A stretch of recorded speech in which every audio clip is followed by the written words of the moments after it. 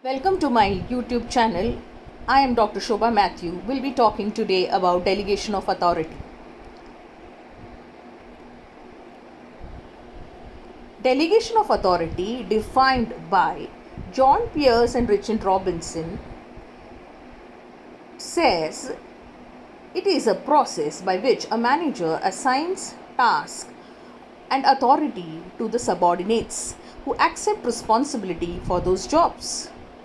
This means manager assign task and authority to subordinates who accept responsibility for those jobs. Let's understand this with an example. In a BPO, a team leader has to every day send report to the client on total work done during a day. This task, if a team leader assigns to one of the team members who accept responsibility for making the report, then this is called delegation of authority.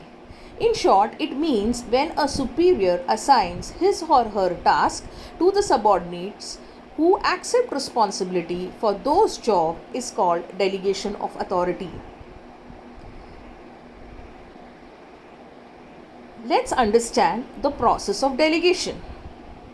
First is assignment of duties to subordinate. In our example, it means assigning the making of report to the team member which is otherwise done by the team leader. Stage 2 is transfer of authority. The team leader gives authority to the subordinate to access her computer to make the report which all other team members have given. Third, acceptance of assignment. Here, the team member has to accept the assignment, saying that he or she will wait after the shift and make the report and send it to the client. Fourth is creation of responsibility. The team leader makes the team member to whom the report making was assigned responsible for sending it every day to the client. Though delegation of work is always given to a capable subordinate whom the superior trusts, there are still lot of barriers to delegation of authority. Let's discuss a few of them. Lack of confidence in subordinate. This means that the superior feels that the subordinate is not capable of doing the work properly. Lack of ability to direct. Sometimes the superior is not able to give proper direction to the subordinate. One of the reasons may be because the task is complicated. Desire to dominate. The superior may feel that after subordinate is capable of doing his or her work, she may not be able to dominate. Also, the client may trust the subordinate, whereby the superior may lose control.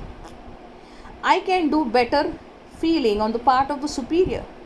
Many a times the superior feels that he or she can only do work perfectly. Others are not so good in doing his or her work. If the superior and subordinate does not have a great relationship, then also it is a very big barrier to the delegation of authority. There may not be any trust among them, which hinders the process of delegation. Fear of subordinates' excellence.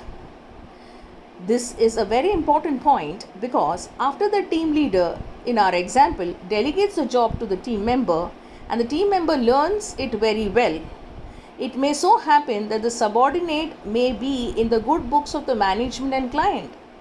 The team leader may feel he or she can be easily replaced by the team member. It is not only on the part of the superior, but there are some barriers on the part of the subordinate as well. Let's understand few of them. Fear of criticism. In our example, if the team leader criticizes the team member's work in front of other team members, then the subordinate may not be interested in doing the job.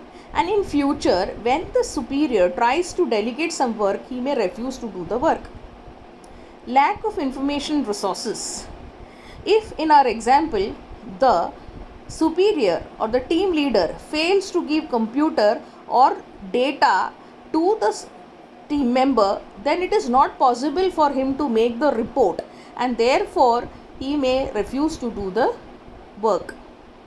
Lack of self-confidence. Many a times subordinate is not having confidence to do challenging jobs which the superior gives. He fears failure and therefore he also rejects the work. Lack of incentive. After doing the work, if the superior fails to recognize or consider the subordinate for a promotion, then subordinate may not be interested in doing the job. There has to be incentive for doing the job. Poor superior subordinate relation. This is a very important point for both superior and subordinate. If there is lack of trust, strenuous relation, then delegation of authority is not possible.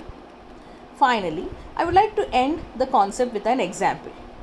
Though delegation is a sign of an effective manager, the manager should be smart while delegating the work. I would like to illustrate this with another example. In an organization, if data entry job was done by a clerk in the past and the manager asked the engineer to do this work, then the engineer may not accept the assignment because the definition of delegation clearly states that it is assigning superior's job to subordinate and not subordinate's job to superior. As the clerk is below the engineer and data entry is the job description of the clerk, the engineer does not find this as a challenging job. Again, when a subordinate does work, reward him by promotion, incentive, or at least by giving him award during reward and recognition. I hope you liked my video, and you can press the subscribe button and the bell so that whenever I upload a video, you will always get. I hope the concept is very clear to you.